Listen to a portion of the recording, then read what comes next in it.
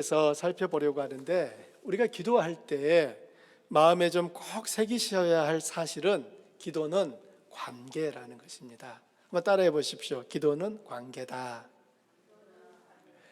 많은 분들이 기도는 나에게 필요한 어떤 것을 얻어내는 수단이고 방법이라고 생각하는데, 먼저 생각할 점은 기도는 관계입니다. 관계라고 하는 것은 언제나 둘 또는 그 이상이 서로 관련되어 있는 것을 말합니다. 따라서 기도를 관계라고 할 때는 기도는 일방적인 나의 요청이 아니라 언제나 대상과 나, 즉 하나님과 나 사이의 대화이고 서로의 생각을 공유하는 것을 의미합니다. 기도자가 하나님과 바르고 좋은 관계를 맺고 있으면 그가 드리는 기도는 분명히 힘 있는 기도가 될 것입니다. 하지만 하나님과 불편한 관계를 맺고 있으면 그 기도는 미약한 기도가 될 수밖에 없습니다. 하나님께 나아가는 것이 주저되어지고 하나님께 나아가는 것이 피하고 싶은 어떤 것이 된다면 그가 어떻게 힘 있는 기도를 드릴 수가 있겠습니까?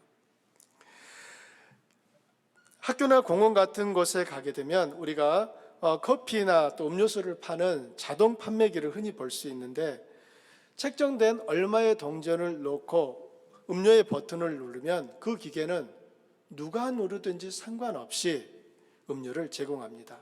몇 번을 반복해도 결과는 똑같습니다. 하지만 하나님은 자동 판매기가 아닙니다. 우리들의 기도도 자동 판매기의 버튼이 아닙니다. 우리들이 무엇을 기도하든지 하나님은 원하는 답을 제공해야 하는 분이 아닙니다. 하나님은 인격이시기 때문에 우리와 대화하며 우리의 요청과 간구에 귀를 열어 들으며 우리에게 꼭 필요한 것들을 응답하십니다. 여러분, 하나님이 우리들의 아버지라는 거 믿으시죠? 우리가 그 아버지께 기도할 때 때로는 내가 원하는 것이 내가 원하는 시간에 오지 않을 때는 우리가 어떤 생각을 가져야 되겠습니까? 하나님께서 더 기다리라고 하시나 보다. 하나님 보시기에 나에게는 이것이 너무나 필요하지만 하나님 보시기에는 아직은 지금보다는 나중에 더 주는 것이 좋겠다고 생각하시나 보다, 이렇게 생각할 수도 있고요. 때로는 나는 이것을 너무 원하는데 하나님께서 보시기에는, 내 아버지께서 보시기에는 이게 나에게는 필요치 않은 것이기 때문일 수도 있구나라고 생각을 해야 되는 겁니다. 우리들이 늘 기도할 때마다 우리는 아버지께 기도하는 거예요. 우리를 사랑하시는, 세상에서 가장 사랑하시는 아버지께 기도하는 거예요. 여러분, 하나님이 우리를 세상에서 가장 사랑한다라고 보여주신 증거가 무엇인지 아시잖아요. 바로 예수 그리스도의 십자가 아닙니까? 하나님은 자기 아들까지도 아끼지 아니하시고 우리들을 위하여 내어주셨습니다. 하나님께서 우리에게 이것은 안 되는데 라고 아껴두고 싶은 것이 없다는 것입니다. 저희 집 큰아이가 기숙사에서 나와 학교 근처에 집을 이제 얻어서 생활하면서 이 녀석이 이제 일주일에 한 번씩 집에 오지 않습니까? 그러면 한동안은 꼭 부엌을 가서 살펴보는 거예요. 여기도 열어보고 저기도. 그런 애가 아니었거든요. 그런데 이제 자기 집이 생기니까는 가서 여기저기 살펴보는 거예요. 그러면 이제 그때 긴장하는 사람이 있습니다. 저는 긴장 안 해요. 근데 아내가 긴장을 하는 거예요. 아내가.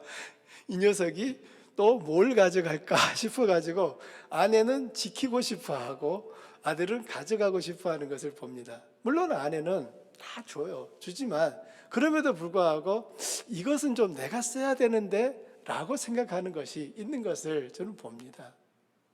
한국에 갔을 때 조그만 빨간 국자를 하나 사왔습니다. 아주 작은 거였어요. 아내가 너무 좋아하는 국자였습니다. 그런데 아들이 어느 날, 엄마, 나 이거 가지고 가도 돼요? 라고 물었습니다. 아내의 대답이 뭐였게요? 안 돼. 그 국자는 지금도 저희 집에 있습니다. 우리의 마음 안에는 자식이 사랑하지만 뭔가 그래도 이건 좀 내가 좀 더 쓰고 싶은 게 있을 수 있어요. 하지만 자기의 독생자 아들까지 내어주신 하나님이라면, 아들까지 내어주신 분이에요. 그분이라면 내가 너에게 아끼려고 하는 것, 너에게 주고 싶지 않은 것은 단 하나도 없다라고 하는 것을 보여주는 것입니다. 늘 우리의 마음속에 하나님이 서운하게 생각될 때마다 우리는 어디를 바라봐야 될까요? 십자가를 바라봐야 되는 거예요. 그 십자가를 바라보면서 내가 또 속이 좁아서 하나님 앞에 삐질릴 뻔했구나 라고 돌이켜야 되는 거예요. 십자가를 바라볼 때마다 우리를 향하신 그 하나님의 마음을 거기서 읽어낼 수가 있는 것입니다. 여러분은 살면서 누군가와 좋은 관계를 맺는 것이 매우 중요하다는 것을 이미 무수히 경험해 보셨을 겁니다. 좋은 관계는 서로에 대한 신뢰를 만들고 나쁜 관계는 신뢰를 약화시킵니다. 하나님과 관계를 맺고 관계를 발전시키는 필수적인 것은 바로 믿음입니다. 믿음을 빼고 하나님과 관계를 맺을 수 있는 방법은 없습니다. 믿음 없이는 관계를 향상시킬 수도 없습니다. 믿음은 하나님과의 관계에서 절대적입니다. 히브리서 기자는 우리들이 하나님에 대해 반드시 믿어야 하는 것이 무엇인지 말합니다. 오늘 본문 말씀을 함께 읽을까요?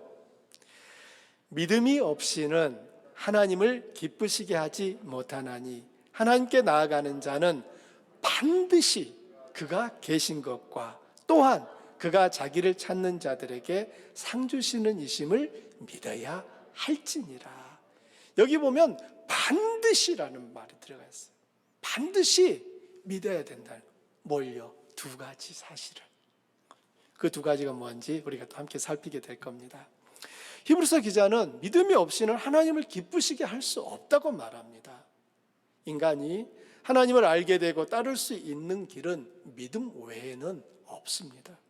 수백 명 아니 수천 명의 천재들이 모여 하나님을 알려고 아무리 오랜 시간 연구하고 토론하고 실험을 한다 할지라도 하나님을 알 수 있을까요?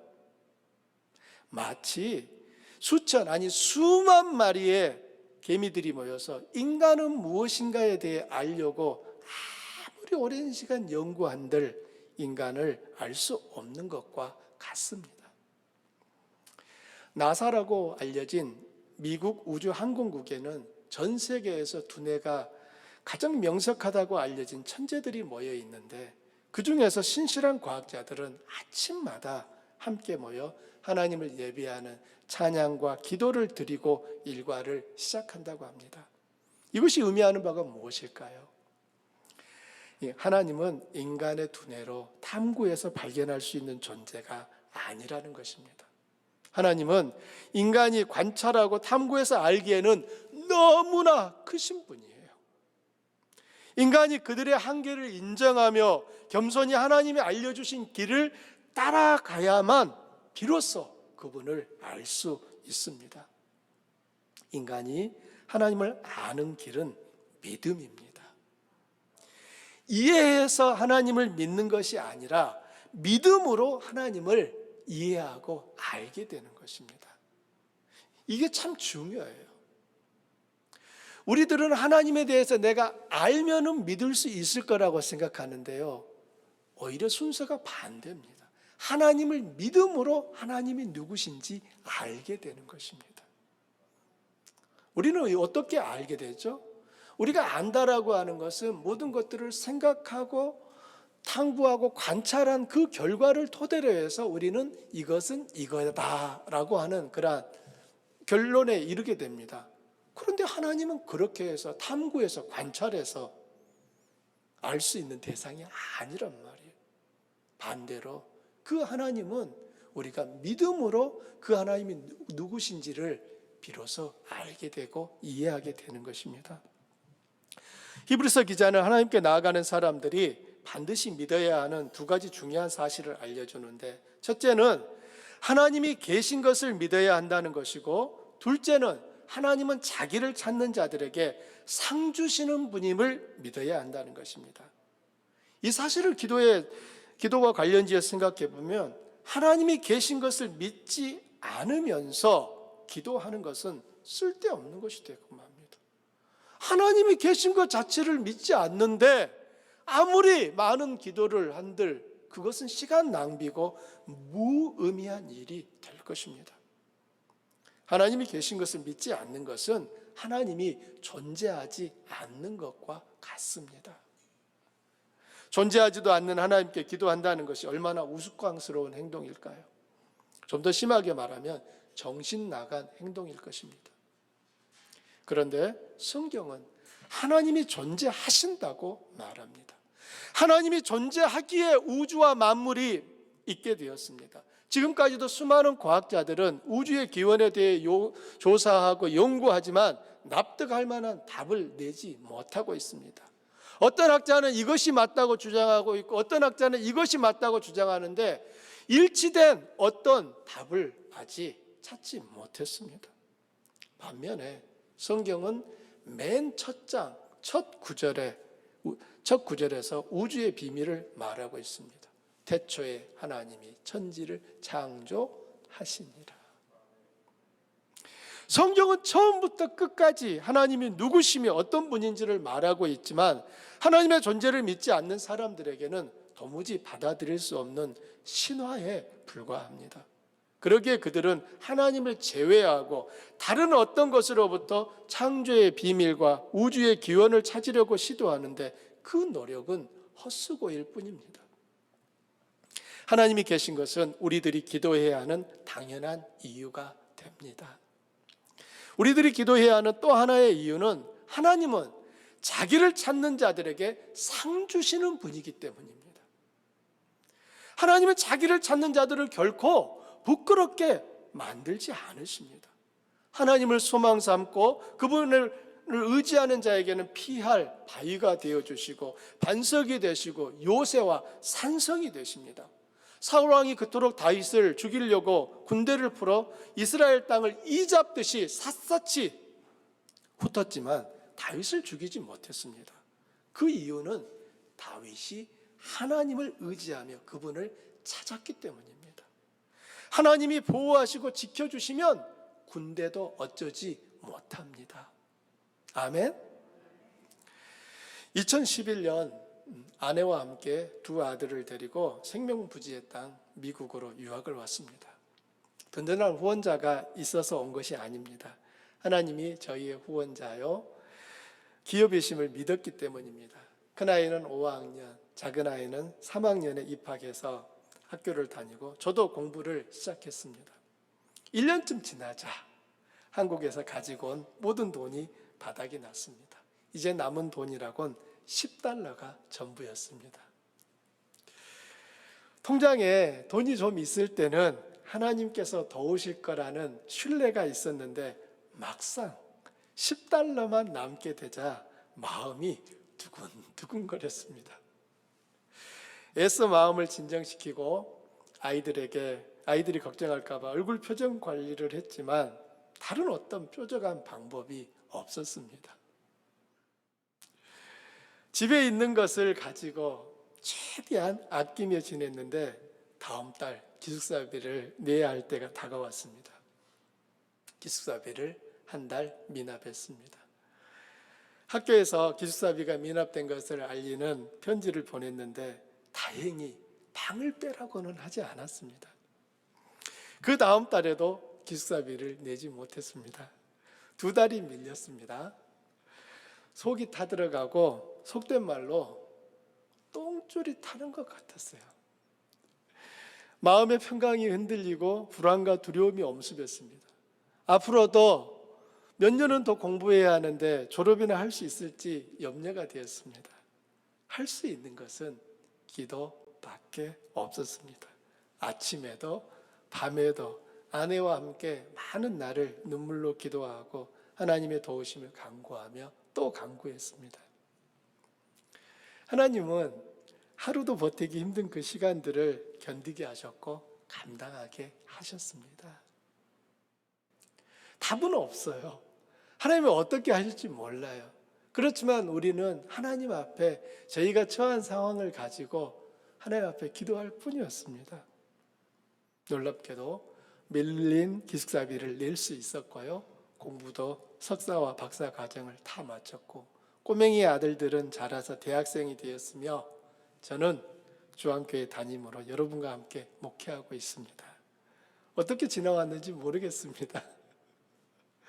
만일 기숙사비가 2달 밀렸을 때 학업을 포기했다면 한국에 돌아갔을 것입니다. 만일 10달러가 남았을 때 절망했다면 하나님의 일하심을 보지 못했을 것입니다.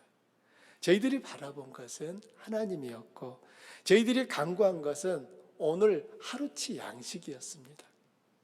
그렇게 하나둘 헤치며 하나님이 열어주신 만큼 걸어가고 또 나아갔더니 벌써 11년이 지났습니다.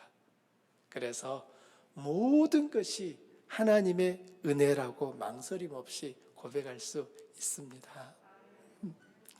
하나님은 자기를 찾는 자들에게 상 주신다는 그 약속을 신실하게 지키셨습니다. 할렐루야. 이게 저만의 고백이겠습니까? 하나님께서 하나님을 의지했더니 하나님이 힘이 되어주시고 하나님을 의지했더니 그분이 부끄럽지 않게 하신 그 기억은, 그 믿음의 간증들은 우리 성도님들의 일기장에 팩팩이 적혀 있지 않습니까? 하나님 그런 분이시란 말이에요. 자기를 찾는 자들에게 무엇을 주신다고요? 상을 주시는 분이라는 거예요. 우리가 하나님 앞에 나아갈 때는 이 사실을 믿으라고 하나님이 말씀하고 있어요. 너 반드시 이거 믿어야 돼. 내가 있는 것과 나는 나를 찾는 사람에게는 상 주시는 존재라고 하는 것을 너 반드시 믿어야 된다 라고 말씀하시는 것입니다. 하나님께 기도하는 사람들은 누구나 이 2가지 믿음, 하나님은 살아계시고 하나님은 자기를 찾는 자들에게 응답하신다는 믿음을 가지고 있어야 기도를 멈추지 않고 계속할 수 있습니다. 경험해 보셔서 아시잖아요. 오늘 기도했는데 내일 바로 응답되는 것도 있지만 오늘 기도했는데 내일 다음 날도 그 다음 날도 응답되지 않는 기도가 있습니까? 없습니까? 솔직히 말씀해 보세요. 있어요. 그런 기도가 한두 개입니까? 아닙니다. 한 달이 지나고 1년이 지나도 응답되지 않는 그 기도 앞에서 우리는 하나님이 살아계시고 하나님은 자기를 찾는 자들에게 상 주시는 분이라고 하는 이 사실을 믿지 못한다면 어느 순간에 슬그머니 기도를 중단하고 포기하게 될 것입니다. 믿음과 기도는 서로 연결되어 있습니다.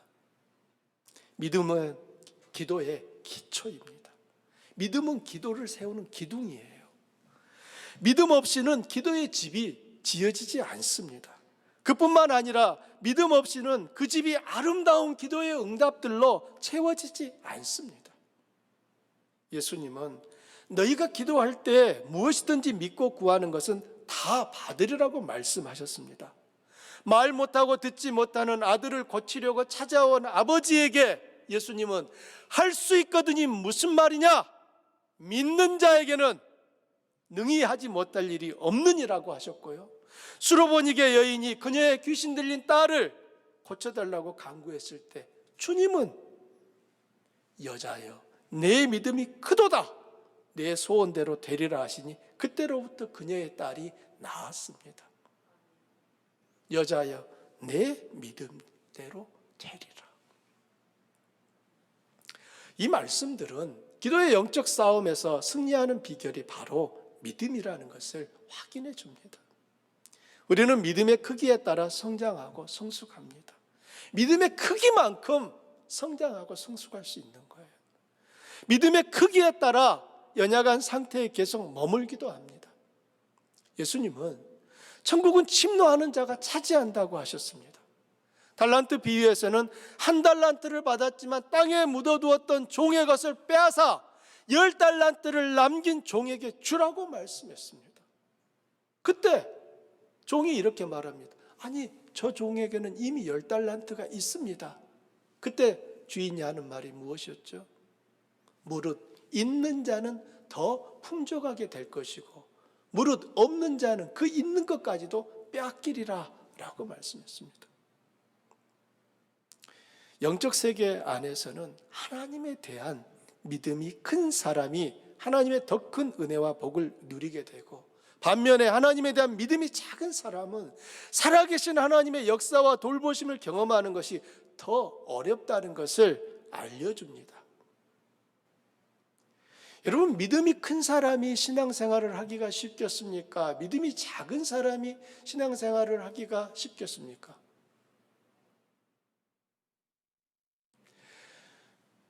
바꾸 다시 제가 여쭤볼게요. 믿음이 크다라고 하는 것은 하나님께서 그에게 도전하는 것이 커요. 요구하는 것이 사실 크다 그 말이에요. 그러나 믿음이 작은 사람에게는 하나님이 요만큼 작은 것만 요구해요. 자, 두 사람 중에서 누가 더 그 하나님의 도전에 응답하기가 쉽겠습니까? 믿음이 큰 사람일까요? 믿음이 작은 사람일까요?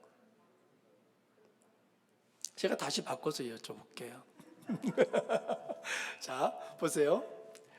11절을, 자, 제가 지금 물질과 쉽게 이해하시라고 개념을 잡은 거예요. 11절을 매주마다 1000불씩 하는 사람과 11절을 100불 하는 사람, 이 두 사람 중에서 누가 하나님께서 야, 저기 선교지에 좀 헌금 좀 보내면 좋겠다라고 할 때 더 반응하기가 좋을까요? 속지 마세요. 믿음이 큰 사람이 반응하기가 좋은 거예요. 11조를 많이 냈다고 그가 무조건 많이 헌금할 수 있다? 아닙니다. 11조를 100불 낸다고 해서 그가 더 1000불 내는 사람보다 더 순종하기가 어려울 거다? 그렇지 않습니다. 두 사람 다 결과적으로 둘 중에 믿음이 큰 사람이 하나님의 어떤 도전 앞에서 반응하기가 쉬운 거예요. 믿음이 결국 큰 사람은 그만큼 하나님의 역사를 더 많이 삶 가운데서 체험합니다. 믿음이 작은 사람은 하나님의 일하시는 것이 잘 안 보여요. 그러다 보니까 똑같은 안 보이는 길을 갈 때에도 믿음이 작은 사람은 그 길을 가기가 어려운 거예요. 그러나 이미 하나님을 삶 가운데서도 많이 경험하고 체험하고 사는 사람은 하나님께서 새로운 어떤 것을 제시하실 때에도 아멘 하고 거기에 순종하기가 그만큼 쉬운 것입니다. 이게 영적 세계의 비밀인 거예요. 믿음이 큰 사람은 더욱더 커지게 되어 있고 믿음이 작은 사람은 하나님의 역사를 그만큼 조금밖에 볼 수가 없게 되는 것입니다. 사랑하는 우리 주안의 가족들은 큰 믿음을 좀 욕심내시기를 바랍니다. 믿음이 큰 자가 되기를 그걸 좀 소망하시기를 바랍니다. 요만한 믿음으로 평생을 사시다가 하나님 앞에 서지 마시고 이만한 믿음, 더 큰 믿음으로 이 땅을 사시면서 하나님의 그 위대하심을 체험하시고 나타내시는 그런 통로들이 되시기를 축복합니다. 어떤 분들은 이렇게도 말할 수 있어요. 그렇지만 믿음은 하나님의 선물이 아닌가요? 하나님이 믿음을 주시지 않으면 사람은 믿음을 가질 수 없는 것이니 믿음이 크고 작음은 결국 하나님께 달린 것 아니냐고 물으실 수 있습니다. 네, 믿음은 분명히 하나님의 선물입니다. 하나님이 우리에게 주시지 않으면 아무도 믿음을 가질 수 없다는 점에서 선물이 맞습니다. 믿음의 시작이 하나님입니다. 그런데 믿음이 자라고 깊어지는 것은 우리의 태도와 자세에 달려 있습니다. 하나님은 태어날 때부터 어떤 사람에게는 큰 믿음을 주시고 어떤 사람에게는 작은 믿음을 주시기로 결정하지 않으셨어요. 만일 하나님의 믿음의 분량을 사람에 따라 미리 결정하셨다면 예수님이 제자들에게 어찌하여 믿음이 적으냐라고 하면서 그 제자들을 책망하시는 것을 어떻게 설명할 수가 있겠습니까? 하나님은 각 사람에게 동일한 믿음의 씨앗을 주셨다고 저는 생각합니다. 하나님이 우리에게 주신 그 믿음의 분량은 처음에는 다 똑같았어요. 하지만 어떤 사람은 그 믿음을 키워 큰 믿음으로 성장하고, 어떤 사람은 작은 믿음으로 남겨두어 믿음의 크기가 서로 다르게 되는 것입니다. 믿음이 성장하고 성숙해지는 것은 그가 하나님의 능력을 신뢰하고 하나님을 의지함으로 이루어집니다. 믿음은 하나님의 약속들을 붙잡고 나아갈 때 자라납니다. 다른 어떤 것으로는 믿음이 세워지지 않습니다. 여러분, 베드로하고 예수님이 처음 만났을 때를 생각해 보십시오. 예수님이 베드로의 배에 오르셨습니다. 그 전날 밤에 베드로는 밤새도록 고기를 잡으려고 그물을 내렸는데 몇 마리 잡았습니까? 하나도 못 잡았다고 말했어요. 그물 이제 다 씻어놨는데 예수님이 베드로에게 깊은 데로 가서 그물을 오른쪽에 던지라라고 했습니다. 그물을 던지라라고 했어요. 그때 베드로가, 거기서 참 베드로가 이렇게 말하죠. 선생님, 지난 밤에 밤새도록 그물을 내렸지만 한 마리로 잡은 게 없습니다. 하지만 내가 선생님의 말씀에 의지하여 그물을 내리리이다. 자, 여기까지 볼 때 베드로는 지금 이 그물을 내렸을 때 고기가 잡힐 것을 믿은 겁니까? 안 믿은 겁니까? 믿었습니까? 안 믿었습니까? 믿었습니까? 저는 안 믿었다고 생각됩니다. 베드로는, 그 시간에는 고기 잡는 시간도 아니에요. 갈릴리의 어부였던 베드로하고 갈릴리 나사렛의 목수였던 예수님 사이에서 누가 갈릴리 바다를 더 잘 알겠습니까? 그러니까 베드로가 하는 말이 그 말이에요. 우리가 한 마리도 잡은 것이 없지만 선생님의 말씀에 의지하여 그물을 내리겠습니다. 지금 여기서 베드로는 이거 그물 내리면 고기를 잡을까라고 기대해서 내리는 게 아니에요. 그냥 선생님이 말씀하셨으니까 내가 그 말에 한번 순종할게요. 이렇게 나온 거예요. 하지만 베드로의 그 일이 얼마나 놀라운 결과를 가져오는지 베드로는 알게 됩니다. 잠시 후에 그물을 끌어당기는데 웬일입니까? 그물이 끌어올려지지가 않는 거예요. 평생 이런 적이 없었는데 웬일인지 혼자서 잡을 수 없으니까 옆에 있는 동료까지 불러가지고 끌어올려 보니까 그 배가 가득 고기를 채워지지 않았습니까? 믿음이 경험되는 순간, 하나님의 말씀에 순종할 때 믿음은 자라나게 되어 있는데, 우리에게 있어서는 믿음이 있으니까 순종한 거 아닙니까? 라고 생각할 수 있는데, 오히려 이것도 생각을 조금 방향을 바꾸셔야 돼요. 하나님의 말씀이 내 의지하고 다르더라도 그 말씀에 순종해보면 그 말씀이 옳다는 것이 경험되고 확인된 순간 내 마음속에는 하나님의 말씀은 믿어야 되는구나 라고 하는 그 믿음이 그 순간에 자라나는 거예요. 우리는 삶에서 내 안에 믿음이 자라나면 내가 말씀에 순종할게요 라고 반응하는데 반대라니까요. 하나님의 말씀은 진리예요. 그 말씀은 약속이에요. 그리고 그 말씀을 약속하고 계신 분은 천지 만물을 지으신 창조주예요. 그분은 자기 말에 대하여 책임을 지시는 분이에요. 따라서 우리들이 내 머리로 이해되어지고 마음으로 믿어졌기 때문에 그 말씀에 순종하겠다가 아니라, 나는 비록 이게 받아들여지지 않지만 하나님이 말씀하신 거니까 제가 해볼게요 라고 할 때 우리는 그 말씀이 성취되는 것을 보면서 믿음이 순간 자라가게 되는 것입니다.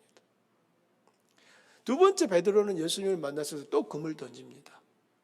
그때도 예수님이 그물을 던지라라고 할 때 베드로는 경험이 있었기 때문에 그 말에 순종하여 또 그물을 던졌다가 153마리의 고기를 잡아서 모나미 153 볼펜이 나오게 된 거 아닙니까? 진짜예요. 모나미 153 볼펜은 그 고기 잡은 그걸 보고서 이름을 153으로 지었고, 그 153 볼펜이 나오고 나서 모나미 사장은 죽으려고 자살하려고 했던 사람이 기업이 일어나면서 하나님의 그런 선교 사역에 크게 그가 헌신을 했다라고 하는 얘기를 들은 적이 있습니다. 사랑하는 우리 주안의 가족 여러분, 하나님 우리에게 동일한 믿음 주셨어요. 그 믿음을 키우셔야 돼요.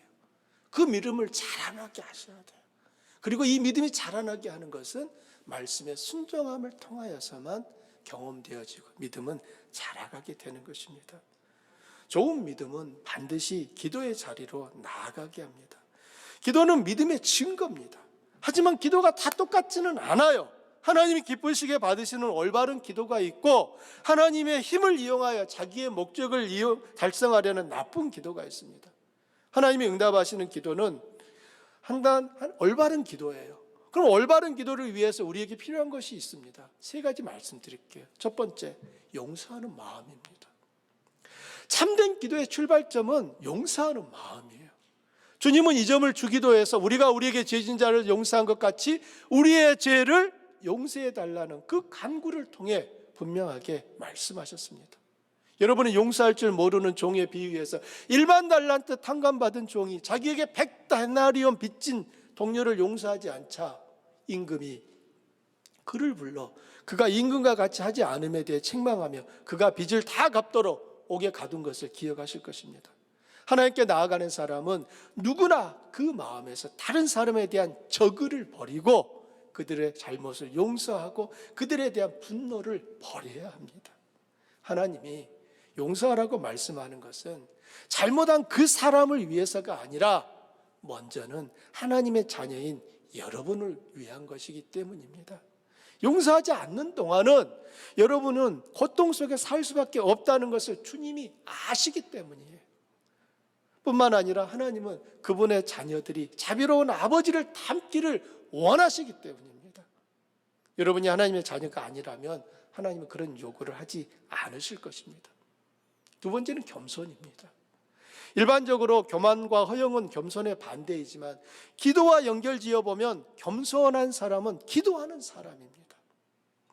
겸손한 사람은 자기가 작은 존재라는 것을 인정하고 하나님은 참으로 크신 분임을 인정하기에 그분의 은혜를 얻기 위해 그분 앞에 나아갑니다. 자기가 죄인인 것을 인정하기에 죄인이라고 고백하며 하나님의 긍휼과 자비를 요청합니다. 자기가 무가치한 존재인 것을 알기에 하나님께서 존귀하게 해주시기를 구하는 것입니다. 성전에 바리새인과 세리 두 사람이 기도하러 올라갔습니다. 그러나 하나님은 바리새인의 기도를 받지 않으시고 세리의 기도만 받으셨습니다. 바리새인의 기도를 거부하신 이유는 바리새인의 마음이 겸손하지 않았기 때문입니다. 바리새인은 자기가 규칙적으로 기도하고 있고 자잘한 것까지도 11조를 드림으로 내 기도는 하나님이 마땅히 받으셔야 한다라고 확신을 했습니다. 반면에 세리는요, 하나님의 긍휼을 구하며 감히 하늘을 쳐다보지도 못하고 자기 가슴만 쳤습니다. 하나님이 바리새인의 기도보다 세리의 기도를 받으신 것은 당연합니다. 올바른 기도를 위해 필요한 세 번째는 간절함입니다. 간절함은 뜨거움과 끈질김, 이 두 가지 모습으로 나타납니다. 기도에는 뜨거움이 있어야 합니다. 냉랭함과 맹숭맹숭함은 간절한 기도가 아니에요. 하나님의 보좌 앞에 나아가는데 방해가 되는 어떤 장애물이라도 뚫고 나아가겠다는 뜨거움이 능력 있는 기도를 만듭니다. 엘리야가 갈멜산 위에서 어떻게 기도했는지 생각해 보십시오. 3년 6개월 동안 비가 오지 않자 그 땅에 비를 내려달라고 엘리야는 기도합니다. 땅에 꿇어 엎드려 그의 얼굴을 두 무릎 사이에 넣고 기도했습니다. 저는 지금도 이게 안 돼요. 어떻게 얼굴이 두 무릎 사이에 들어갔는지 집에 가서 우리 성도님들 한번 해보세요. 이게 쉬운 일인지. 이 머리가 얼굴이 두 무릎 사이에까지 들어갈 만큼 이게 되려면 얼만큼을 끓여야 되는지 모르겠어요. 쉽지 않은 일입니다. 엘리야의 기도하는 모습은 그가 얼마나 뜨거운 기도의 열망과 간절함이 있었는지를 잘 보여줍니다. 엘리야는 그 자세로 한참을 기도한 후 사환을 불러 바다 쪽에 구름이 보이는지 확인하라고 합니다. 잠시 후 사환이 돌아와서 아무것도 보이지 않는다고 대답합니다. 엘리야는 다시 기도하고 사환을 보냅니다. 사환은 두 번째도 아무것도 없습니다 라고 대답하죠. 엘리야는 3번, 4번, 5번, 6번 기도합니다. 사환 역시 3번, 4번, 5번, 6번 아무것도 보이지 않는다고 대답합니다. 마침내 엘리야가 7번 기도했을 때 사환이 바다에 사람의 손바닥만한 작은 구름이 보입니다 라고 대답해요. 그러자 엘리야는 기도를 멈추고 산을 내려갑니다. 잠시 후에 구름과 바람이 불고 하늘이 캄캄해지며 큰 비가 내렸습니다. 엘리야는 한 번, 두 번, 세 번, 몇 번 기도하고 멈추지 않았습니다. 그가 7번까지 기도했다는 것은 끝까지, 즉 응답을 받을 때까지 기도하겠다는 끈질김을 보여주는 것입니다. 그날 하나님께서 구름을 보내지 아니하시면 나 이 갈멜산에서 안 내려가겠습니다 라고 하는 것이 엘리야의 7번 기도인 거예요. 기도하는 엘리야의 마음은 참으로 절박했습니다. 이스라엘 백성들이 하나님을 따라 바알신을 섬기는 것을 보며 너무나 슬프고 안타까웠어요. 이 백성에게 여호와 하나님이 참신이라고 하는 것을 보여줄 수 있는 방법은 비가 내리는 것인데 그 방법이 없어요. 그래서 엘리야는 그토록 간절하게 기도했던 것입니다. 2022년이 시작하고 2달이 끝나갑니다. 새해 첫 주 우리는 6.11 운동을 하며 기도에 마중물을 부었습니다. 2달이 지난 지금 여러분의 기도 펌프를 한번 확인해 보십시오. 아직 물이 남아 있습니까? 아니면 펌프 안에 있어야 할 물이 어느새 다 말라버리고 한 방울의 물도 남아 있지 않습니까? 여러분 펌프에 한번 손을 넣어보세요. 저 펌프에 손을 넣어.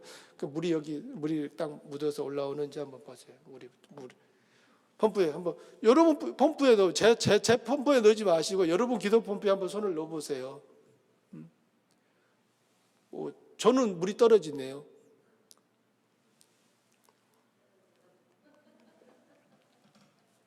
우리 기도 펌프에 물이 아직 남아 있어야 돼요. 예전처럼 삐걱삐걱 녹슨 펌프 소리가 나고 있다면 우린 다시 정신 차려야 되는 겁니다. 기도가 중단되면 믿음의 엔진이 서서히 식어지고 그 상태가 계속되면 믿음의 엔진은 싸늘하게 멈춰설 것입니다. 믿음의 엔진에 필요한 연료가 하나님의 말씀이라면 필요한 윤활유는 기도입니다. 그 엔진을 돌리기 위해서는 말씀과 기도가 필요한 거예요. 엔진이 꺼지고 식어지면 신앙의 기쁨과 즐거움도 함께 사라집니다. 하나님을 믿는 기쁨과 행복을 맛보지 못하면서 남은 1년을 산다는 것은 정말 힘든 일입니다. 만일 펌프가 말랐다면 다시 마중물을 부으시고 펌프가 마르지 않도록 펌프질을 꾸준히 해 주셔야 합니다. 그런데 많은 신자들이 기도에 대해 일반적으로 오해하는 것이 있습니다. 기도하는 것은 기도만 한다는 의미로 이해하는 것입니다. 흔히 경건하다는 사람들이 자주 범하는 잘못인데요. 다른 것들을 하지 않고 오직 기도만 하는 것을 생각합니다.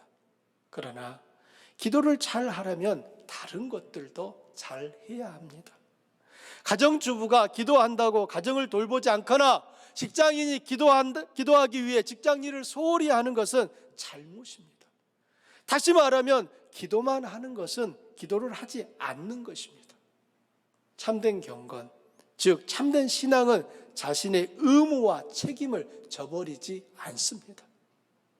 자신의 의무를 기도의 재료로 삼으며 기도함으로 그 책임들을 적합하게 수행합니다.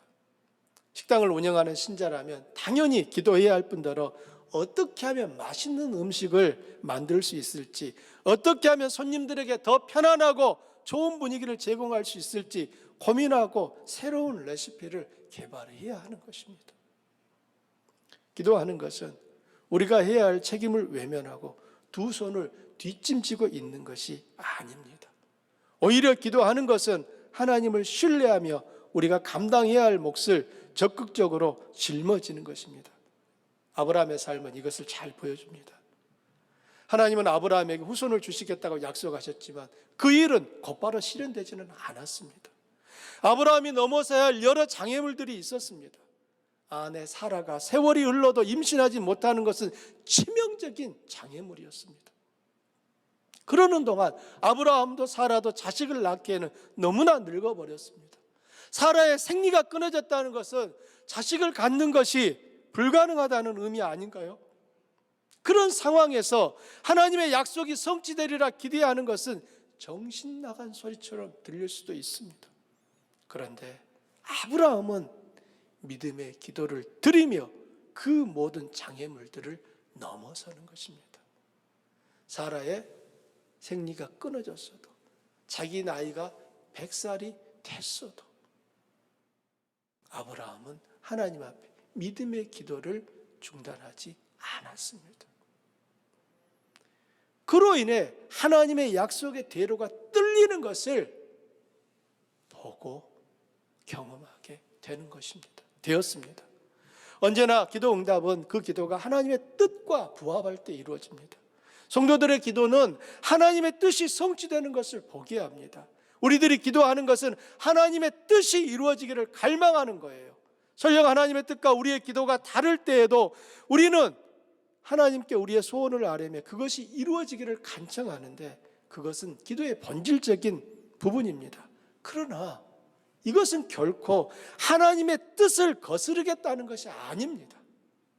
다만 하나님의 뜻을 바꾸어 달라는 몸부림인 거예요. 그렇게 해서 하나님이 처음에 뜻을 바꾸시면 기도자의 간구가 이루어지는 것입니다.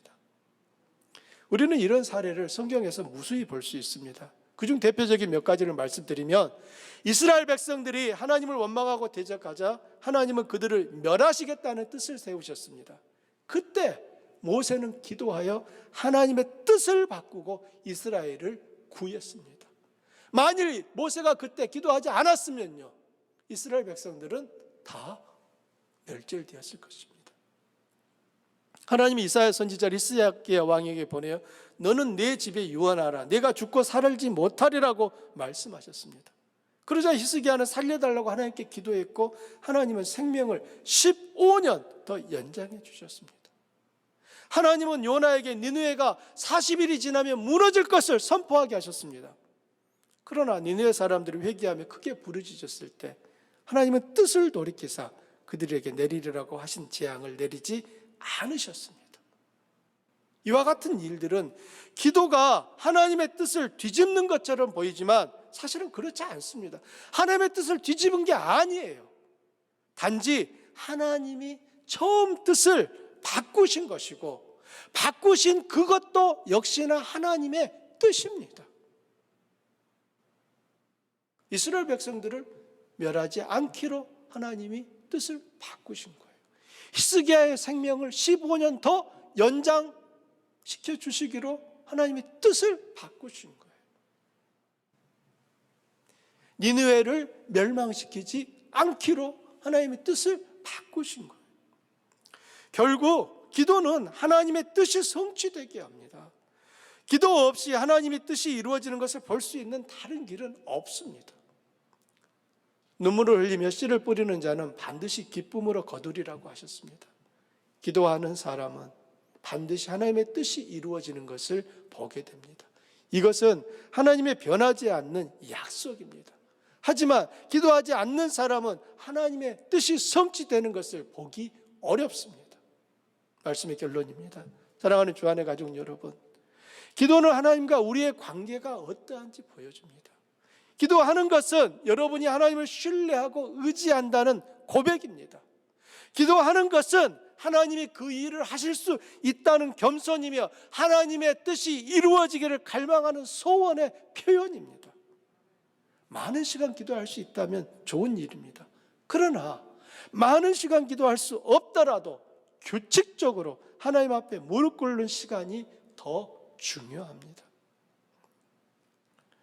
기도 없이 하루하루를 살아가고 그것이 쌓여 일주일이 되고 한 달이 되고 1년이 되고 인생이 되는 그것을 우리는 경계하고 두려워해야 합니다.